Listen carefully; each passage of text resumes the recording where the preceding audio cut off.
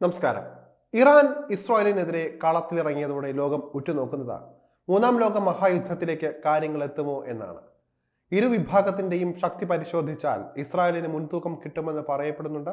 എന്നാൽ ഇറാനെ അത്ര ചെറുതായി കാണേണ്ടതില്ല എന്നാണ് ഈ രംഗത്തെ വിദഗ്ധർ പറയുന്നത്. രണ്ട് രാജ്യങ്ങളും കളത്തിലിറങ്ങിയാൽ അത് ലോകത്തെ തന്നെ സാരമായി ബാധിക്കുമെന്ന് ഉറപ്പ്.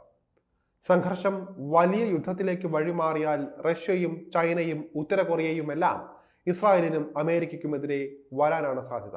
ഈ ഒരു സാധ്യത മുന്നിൽ കാണുന്നത് കൊണ്ടാണ് ഇറാനിലെ ആണവ കേന്ദ്രങ്ങൾ ആക്രമിക്കരുത് എന്ന് അമേരിക്ക ആവർത്തിച്ച് ആവശ്യപ്പെട്ടിരിക്കുന്നത്. റഷ്യയിൽ നിന്നും എന്തൊക്കെ ആയുധങ്ങൾ ഇറാൻ ഇതിനകം സ്വന്തമാക്കിയിട്ടുണ്ട് എന്ന കാര്യത്തിലും അമേരിക്കയ്ക്ക് വലിയ ആശങ്കയുണ്ട്. ഇറാൻ ഇസ്രായേൽ നേരിട്ടുള്ള ഏറ്റുമുട്ടലാണ് നടക്കുന്നതെങ്കിൽ ഒരു കാരണവശാലും ഇസ്രായേലിന് വിജയിക്കാൻ കഴിയുകയില്ല. അമേരിക്കയുടെ സഹായമുണ്ടെങ്കിൽ മാത്രമാണ് അവർക്ക് ആത്മവിശ്വാസത്തോടെ പൊരുതാൻ പറ്റുകയുള്ളൂ. ഇവിടെയാണ് ഇറാനൊപ്പം റഷ്യയും മറ്റ് അമേരിക്കൻ വിരുദ്ധരും കൂടിയാലുള്ള അവസ്ഥയും തിരിച്ചറിയേണ്ടത്. ഇസ്രായേലിന് നേരെ ഇറാൻ നടത്തിയ ആക്രമണം അവരുടെ തന്ത്രപ്രധാനമായ സൈനിക കേന്ദ്രങ്ങൾ ലക്ഷ്യമിട്ട് മാത്രമാണ്.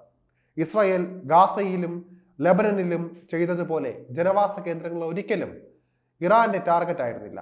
എന്നാൽ ഇനി ഇസ്രായേൽ തിരിച്ചടിച്ചാൽ ഈ ജാഗ്രതയൊന്നും ഇറാന്റെ ഭാഗത്ത് നിന്നും പ്രതീക്ഷിച്ചിട്ട് ഒരു കാര്യവുമില്ല. വലിയ നാശം ഇസ്രായേലിനും ഉണ്ടാകുമെന്നത് വ്യക്തമാണ്. ഇസ്രായേലിന് നേരെ നടന്ന ഇറാൻ ആക്രമണത്തിൽ ടെൽ അവീവിലെ 3 സൈനിക താവളങ്ങളാണ് ലക്ഷ്യമിട്ടിരുന്നത്. ഇറാൻ ആദ്യമായി ഫത ഹൈപ്പർസോണിക് ബാലിസ്റ്റിക് മിസൈലുകൾ ഉപയോഗിച്ചതും ഈ ആക്രമണത്തിലാണ്.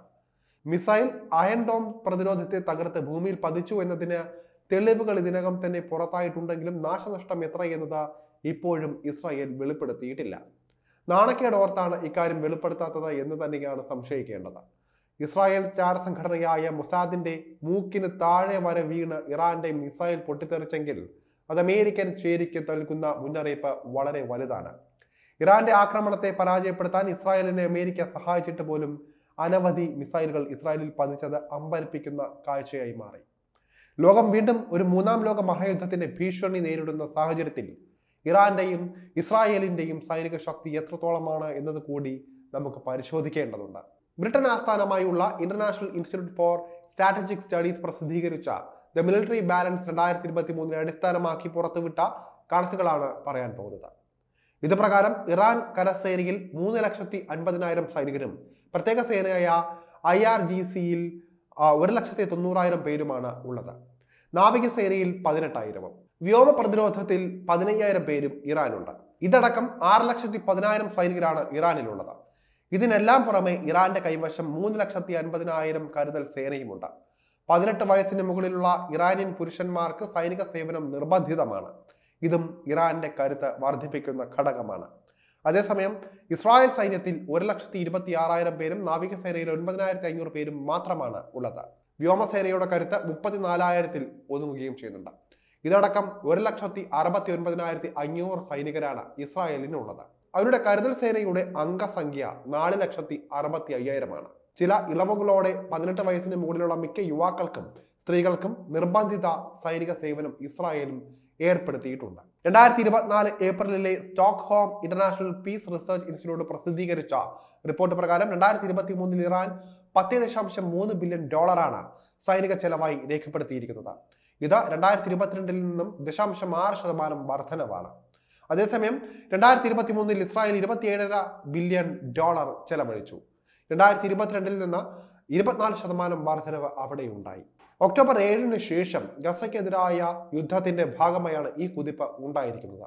ഇറാനിൽ 10,513 യുദ്ധ ടാങ്കുകളും 6,798 പീരങ്കി തോക്കുകളും 640 കവചിത വാഹനങ്ങളും ഉണ്ട്. ഇറാൻ സൈന്യത്തിന് 50 ഹെലികോപ്റ്ററുകളും അവരുടെ സ്പെഷ്യൽ ഫോഴ്സിന് 5 ഹെലികോപ്റ്ററുകളും ഉണ്ട്. ഇസ്രായേലിന് 400 യുദ്ധ ടാങ്കുകളും 530 പീരങ്കി തോക്കുകളും 1,190 മറ്റ് സൈനിക വാഹനങ്ങളുമാണ് ഉള്ളത്. വ്യോമസേനയുടെ കാര്യമാണെങ്കിൽ ഇറാൻ വ്യോമസേനയ്ക്ക് യുദ്ധശേഷിയുള്ള 312 വിമാനങ്ങളും IRGCക്ക് 23 എണ്ണവും ഉണ്ട്. വ്യോമസേനയ്ക്ക് 2 ആക്രമണ ഹെലികോപ്റ്ററുകളും സൈന്യത്തിന് 50-ഉം IRGCക്ക് 5 ഹെലികോപ്റ്ററുകളുമാണ് ഉള്ളത്. ഇസ്രായേലിന്റെ ഭാഗം നോക്കിയാൽ യുദ്ധശേഷിയുള്ള 345 വിമാനങ്ങളും 43 ആക്രമണ ഹെലികോപ്റ്ററുകളുമാണ് ഉള്ളത്. ഇറാനിൽ 17 തന്ത്രപരമായ അന്തർവാഹിനികളും 68 പട്രോളിംഗ് സംവിധാനങ്ങളും അനവധി തീരദേശ സൈനികരും ഉണ്ട്. ഇതിനു പുറമെ 7 യുദ്ധക്കപ്പലുകളും 12 ലാൻഡിംഗ് കപ്പലുകളും 11 ലാൻഡിംഗ് ക്രാഫ്റ്റുകളും 18 ലോജിസ്റ്റിക്സ് സപ്പോർട്ട് ഉപകരണങ്ങളും ഇറാന് പക്കലായി ഉണ്ട്. ഇസ്രായേലിന് 5 അന്തർവാഹിനികളും 49 പട്രോളിംഗ് സംവിധാനങ്ങളും പ്രത്യേക തീരദേശ സേനയുമാണ് ഉള്ളത്. അയൺ ഡോം സിസ്റ്റം എന്നറിയപ്പെടുന്നതാണ് ഇസ്രായേലിന്റെ പ്രധാന വ്യോമ പ്രതിരോധം.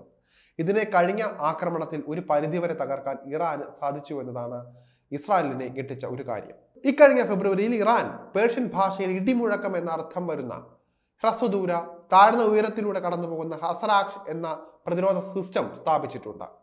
ഇത് ഒരു ഇൻഫ്രാറെഡ് ഡിറ്റക്ഷൻ സിസ്റ്റമാണ്. ടാർഗറ്റുകൾ കണ്ടെത്തുന്നതിനും തടസ്സപ്പെടുത്തുന്നതിനുമായി റഡാറും ഇലക്ട്രോ ഓപ്റ്റിക്കൽ സംവിധാനങ്ങളും സജ്ജീകരിച്ച ഇത് വാഹനങ്ങളിലും ഘടിപ്പിക്കാൻ സാധിക്കുന്നതാണ്. ഇതിനു പുറമെ വ്യത്യസ്തമായ ഭൂതല വിമാന മിസൈൽ പ്രതിരോധ സംവിധാനങ്ങളും ഇറാന്റെ പക്കലുണ്ട്. ഇതിൽ 42ലധികം ദീർഘദൂര റഷ്യൻ നിർമ്മിത S-200, S-300, പ്രാദേശിക ബാവാർ 373 എന്നിവയും ഉൾപ്പെടുന്നുണ്ട്. ഇറാന്റെ ആയുധ ശേഖരത്തിൽ കുറഞ്ഞത് 12 വ്യത്യസ്ത തരം മധ്യദൂര ഹ്രസ്വദൂര ബലിസ്റ്റിക് മിസൈലുകൾ ഉണ്ട്. 150 കിലോമീറ്റർ ദൂരപരിധിയുള്ള തോണ്ടർ 69 മുതൽ ഖ്രാംഷർ സെജിൽ വരെ ഇതിൽ ഉൾപ്പെടുന്നുണ്ട്. 2000 കിലോമീറ്റർ വരെ ദൂരപരിധി ഉള്ളതാണ്. 280 കിലോമീറ്റർ ദൂരപരിധിയുള്ള ലോറ മുതൽ 4800 കിലോമീറ്ററും 5500 കിലോമീറ്ററിനും ഇടയിൽ ദൂരപരിധിയുള്ള ജെറീക്കോ 3 വരെയുള്ള 4 വ്യത്യസ്ത തരം ചെറുകിട, ഇടത്തരം, ഇന്റർമീഡിയറ്റ് തരത്തിലുള്ള റേഞ്ച് ബലിസ്റ്റിക് മിസൈലുകളും ഇസ്രായേലിന്റെ പക്കലുണ്ട്. അമേരിക്കൻ ആസ്ഥാനമായുള്ള ആയുധ നിയന്ത്രണ സംഘടനയുടെ കണക്കനുസരിച്ച് ഇസ്രായേലിന്റെ ശേഖരത്തിൽ 90 ആണവ പോർമനുകൾ ഉണ്ട് എന്നാണ് കണക്കാക്കപ്പെടുന്നത്. ഇറാന്റെ പക്കൽ ആണവായുധങ്ങൾ ഉണ്ട് എന്ന് പരസ്യമായി ആരും പറയുന്നില്ല എങ്കിൽ പോലും വലിയ രൂപത്തിലുള്ള ആണവായുധ ശേഖരം ഇറാൻ ഉണ്ട് എന്ന് തന്നെയാണ് ലോകരാജ്യങ്ങൾ വിശ്വസിക്കുന്നത്. വിപുലമായ ആണവ പരീക്ഷണങ്ങളും അനവധി ആണവ സൗകര്യങ്ങളുള്ള ഇറാനിൽ നിലവിൽ പ്രവർത്തിക്കുന്നുണ്ട്. ഇതിനെല്ലാം പുറമെ പേർഷ്യയുടെ പോരാട്ട വീര്യം ഇന്നും കൈമുതലായി കൊണ്ടു നടക്കുന്ന പോരാളികളായ ഒരു ജനതയാണ് ഇറാനിൽ ഉള്ളത്. ആർക്കു മുന്നിലും മുട്ടുമടക്കാത്ത ധൈര്യവും പിടങ്ങി വീഴുന്നത് വരെ പോരാടുമെന്ന ഉറച്ച നിലപാടുമുള്ള ആ ജനതയെ തോൽപ്പിക്കുക എന്നത് പ്രയാസകരം തന്നെയാണ്. ഭൂമിശാസ്ത്രപരമായ ആനുകൂല്യം ശത്രുവിന്റെ ടാങ്കുകളെ ഇറാനിൽ ശവപ്പറമ്പാക്കാനുള്ള സാധ്യതയും വളരെയേറെയാണ്.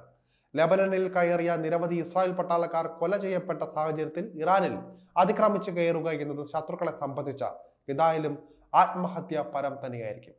അതുകൊണ്ട് തന്നെ ഒരു യുദ്ധം ഉണ്ടായാൽ അതിൽ ഇസ്രായേൽ ഇറങ്ങിത്തിരിച്ചാൽ അവിടെ ഇറാന് മുന്നിൽ ജയിച്ച് കയറുക എന്നത് വളരെ വളരെ ശ്രമകരം തന്നെയാണെന്ന കാര്യമാണ് ഇവിടെ ഒരിക്കൽ കൂടി ഓർമ്മിപ്പിക്കപ്പെടുന്നത്.